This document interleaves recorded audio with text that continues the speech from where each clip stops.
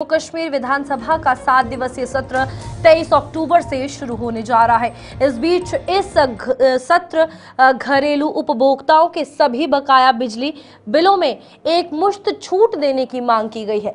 मतदान परीक्षण 22 अक्टूबर को होगा, जिसके आधार पर विधेयक विधानसभा कार्यक्रम में शामिल होगा या नहीं, ये तय होगा। सत्र राज्यसभा चुनाव से पहले हो रहा है, जिसमें 4 सीटों पर मतदान होना है। मुख्यमंत्री उमर अब्दुल्ला बिजली की कमी को पूरा करने के लिए परियोजनाओं को पुनर्जीवित करने और उद्योग को नियमित करने पर काम कर रहे हैं। इस बीच आपको बता दें कि ये सत्र जो है वो जल्द ही शुरू होने वाला है। कई ऐसे मुद्दे रहने वाले हैं, लेकिन सबसे पहले घरेलू बिजली को लेकर इस पर बातचीत की जाएगी और ये कहा जा रहा है कि जो बकाया था बिजली पर, घरेलू बिजली पर, उस पर छूट दी जाएगी और इस बीच इसको लेकर तमाम चर्चाएं जो है वो की जाने वाली है। हमारे साथ इस पर विनोद कुमार, वरिष्ठ पत्रकार, जुड़ चुके हैं। विनोद जी, जिस तरीके से इंतजार था विधानसभा सत्र का और सबसे बड़ी बात अभी आ रही है कि बिजली का जो बकाया है उसको लेकर सोचा जाएगा आम जनता के लिए। बिजली का मुद्दा तो तब से ही बना था जब फ्री बिजली उमर सरकार की तरफ से कही गई थी। अब क्या लगता है सत्र में क्या कुछ होगा? बिल्कुल रूपाली, आपने ठीक कहा कि एक तो औपचारिकता थी, 6 महीने के भीतर एक सत्र को बुलाना होता है। वो सत्र जो है कल से शुरू होने वाला है।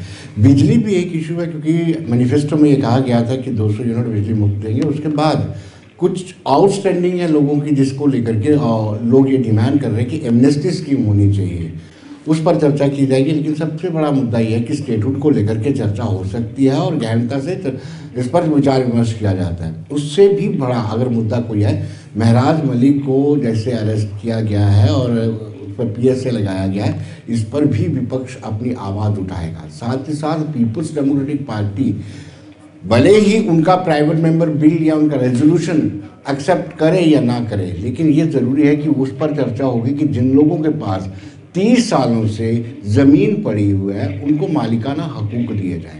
दूसरा ये होता है कि जब सत्र शुरू होता है उसमें किस इशू को लेकर के कभी भी विपक्ष भड़क सकता है या सत्ता पक्ष और विपक्ष के बीच में तनाव हो सकता है, ये वक्त बताएगा। जी रूपाली। विनोद जी, जिस तरीके से अभी एक तो चुनाव भी आ रहे हैं, उससे पहले ये सत्र हो रहा है, क्या लगता है अब आपसी टक्कर कैसी रहेगी मुद्दों की सत्ता पक्ष और विपक्ष के बीच? देखिए, सत्र कन्फाइंड है, छोटा है, लेकिन ये हंगामी होने वाला है।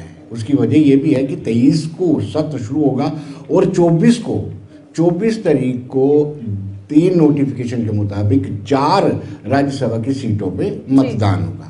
अगर मतदान में क्रॉस वोटिंग होती है तो वो भी एक मुद्दा बन जाएगा। सत्ता पक्ष विपक्ष एक दूसरे पर आरोप प्रत्यारोप लगाएंगे।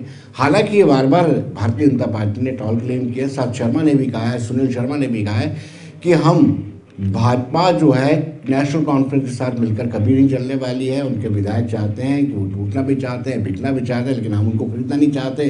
उनके हाथ जो है खून से रंगे हुए हैं। उन्होंने कांग्रेस पर भी बड़े संगीन आरोप लगाए थे कि कांग्रेस की जो फैसले होते हैं, चाहे शेख अकार्ड हो, शेख इंदिरा अकार्ड हो, या फिर राजीव फारूक अकार्ड हो, या उमर अब्दुल्ला राहुल अकार्ड हो, ये अकार्ड दिल्ली से बन के आते हैं, यहाँ की स्टेट कांग्रेस को नहीं पूछा जाता है।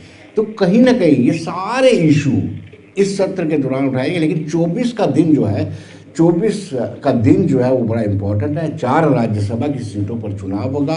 उन चुनावों में क्या नतीजे आते हैं उसी दिन काउंटिंग भी हो जाएगी, तो वो इम्पोर्टेंट दिन है। उसका 25 को जब अगला वर्किंग डे होगा, उसका इम्पैक्ट उस पर जरूर पड़ेगा। बिल्कुल विनोद जी, अब सत्र की बात कर रहे हैं तो इससे पहले ये भी भूलना नहीं होगा कि उमर सरकार अपना रिपोर्ट कार्ड पेश कर चुकी है, जिसमें कई ऐसे रिएक्शन उनकी तरफ से आए, जो सवाल पूछे गए, चाहे डेली वेजर की बात हो या कई ऐसे वादे जो जनता से किए गए, उस पर वो चुप्पी रखते हुए नजर आए। उनके रिएक्शन बड़ा कुछ बोल रहे थे, कुछ ना बोलते हुए भी। अब दोबारा से इन चीजों को लेकर सत्र में जवाब तो देना पड़ेगा। बिल्कुल रूपाली, आपने सही में बड़ा इंपॉर्टेंट क्वेश्चन पूछा है कि 1 साल का रिपोर्ट कार्ड तो मांगेंगे ही।